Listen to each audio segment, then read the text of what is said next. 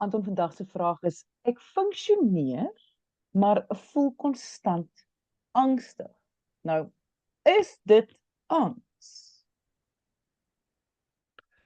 Ja, ek dink dat ons moet onderskei tussen die verskillende vorms van spanning of stres, angs en as dit dalk oorgaan in paniek. Want ek dink dit alles het te doen met onrustigheid, onduidelikheid, buite beheer voel, maar dit hang af hoe hoog daardie frekwensie opgedraai word. So ek dink as ons dink aan spanning, weet daar is tye wat ek gespanne is want ek moet iewers te uitkom en ek hardloop laat want ek is nie altyd so goed georganiseer nie. En dan gryp ek hier iets en daar iets en op padkaart onthou ek het my sonbril op die tafel vergeet, dan moet ek gou terughardloop en dit mors tyd. So dan voel ek gespanne daaroor. Of daar's tye wat ek 'n harde slag hoor en dan skrik ek. So dan is daar hierdie oomblik van skrik en dalk 'n angstigheid van wat is nou hierdie?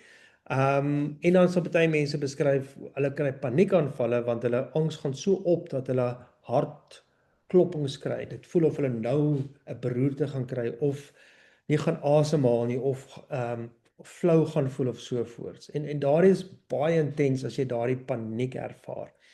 Maar ek dink wat baie keer ook gebeur, veral as mense sê hulle funksioneer, maar hulle het hierdie angs, is dit kan ook kroniese stres wees.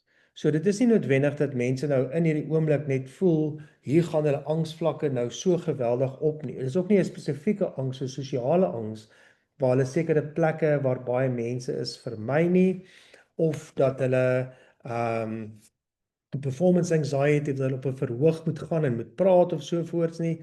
Ek dink dit gaan meer oor 'n, kom ons noem dit maar 'n hoë funksionerende angs, waar jy die heeltyd paraat is vir dinge wat kan verkeerd gaan en seker wil maak alles loop reg. So dinge wat baie keer gebeur is dat jy dink die heeltyd vooruit. Jou liggaam is heeltyd aangeskakel, so jy's heeltyd reg vir aksie. Jy kan rus, maar jy ontspan nie regtig nie. So jou liggaam is nog steeds aan die werk, jou kop is aan die werk, al sit jy daar buitekant op jou stoel, op jou plastiek wit stoel met die braaivleisvuurtjie wat in die gang is.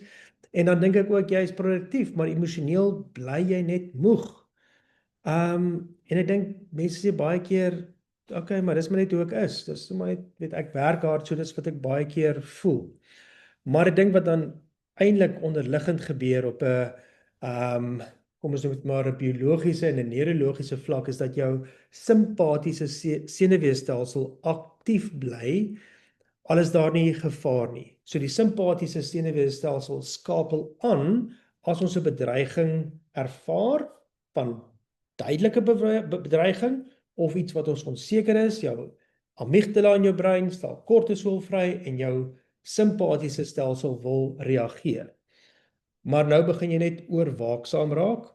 Jy wil nie 'n fout maak nie. Jy kan dalk baie perfeksionisties wees om alles reg te doen. En ons sien nie dis 'n persoonlikheidsfout of so voorts nie. Die probleem is maar net dat hierdie spanning is die heeltyd daar in die agtergrond. En ek dink ook baie keer sê mense, maar ek cope al so lank daarmee. Weet ek is regtig een by die werk wat die betroubare een is. Ek is verantwoordelik. Ek is een wat dinge dra en ek moet die sterk een wees vir ander mense. Maar dit is harde werk. Dit maak 'n mens net moeg. Ek sit en dink nou, Anton, ons praat so baie keer oor die verduidelikings en dis 'n fantastiese verduideliking en maar nou dink ek, wanneer iemand hierdie vraag vra, jy weet, dat maar hulle voel die hele tyd angstig. Is dit nie maar net al klaar die teken dat moenie dit mens raak so angstig om self angs te probeer uitwerk. Dit het ek nou al geleer in my lewe. Moet mens nie maar liewers net dokter toe gaan of na sielkundige toe gaan of 'n psigiater. Laat hulle vir jou help. Wat verstaan of dit angs is of nie? Ervaar jy dit? Wat ervaar jy? Miskien is dit dan stres, miskien is dit iets anders en dan vir jou kan help. En dit hoef nie noodwendig medikasie te wees wat almal dan gaan gil, o nee, maar ek wil die pille drink nie. Dit kan ook net 'n vaardigheid wees of net sê jy moet dink 'n bietjie anders daaraan of doen hierdie oefening of so iets. Want dit voel vir my die verduideliking is baie goed, maar die verduideliking is iets wat jy moet verstaan as jy studeer het soos jy of as jy al baie lank dit ervaar en jy het al 'n pad daarmee geloop. Dit voel baie keer vir my, moet mens nie maar net as jy so voel, gaan kry al klaar op. Kyk, daar's baie mense wat groot vreugde het. Ons spot baie keer as mense dink daar's 'n medikasie wat gaan help. Pille, pille, pille, pille, pille, pille. Weet daar's dan nou hierdie is nou die wonderlike ding wat die angs gaan wegvat. Maar die probleem is in jou werkplek is daar baie keer nog steeds hierdie spanning wat daar loop. En die medikasie het definitief 'n rol. Maar ek dink die ander deel waar angs ook baie keer so beduidend is en mense regtig affekteer, is nie net by die werk nie, maar is ook binnekant families en in gemeenskappe. So ek dink dit is belangrik om te sê angs leef nie net binne mense nie, dit leef ook tussen mense. So as jy ook in die familie is, die een wat alles bymekaar wil hou, die een wat altyd sterk is, of in die gemeenskap of die werkplek vir jouself sê ek kan nie swak lyk nie. Dan wil jy nie noodwendig van mense sê jy drink nou 'n pilletjie om jou minder angstig te maak nie. Ek dink dit gaan regtig om te verstaan nie net wat met jou gebeur nie, maar wat in hierdie interaksies rondom jou gebeur ook. En ek dink ook sekere professies mag dit dalk nog moeiliker vind, soos byvoorbeeld as jy 'n dokter is of jy's 'n dosent of 'n polisieman, dat jy nie vulnerability mag wys nie. Jy moet die hele tyd kalm bly, jy mag nie twyfel in jouself nie. Jy moet alles weet. Jy moet die hele tyd voorbereid wees. Jy moet nie foute maak nie. Jy moet emosioneel beheer hou. En ek dink dit is baie moeilik as dit jou denkwyse is om dan vir iemand te gaan vra of dit nou 'n dokter is, 'n psigiater, 'n sielkundige is om hulp te kry hiervoor, want dit is eintlik jou program wat so sterk hardloop en om af te wyk van daai program, sê eintlik jou program is dalk nie so goed nie. En as ek nou onsekerheid wys of erken het ek 'n probleem, dan gaan ek mense se respek verloor of dan is ek dalk 'n mislukking. Maar die probleem met ons liggaam as ons dink nou aan die werkplek en spanning tussen mense, onthou net ons liggaam verstaan nie konteks nie.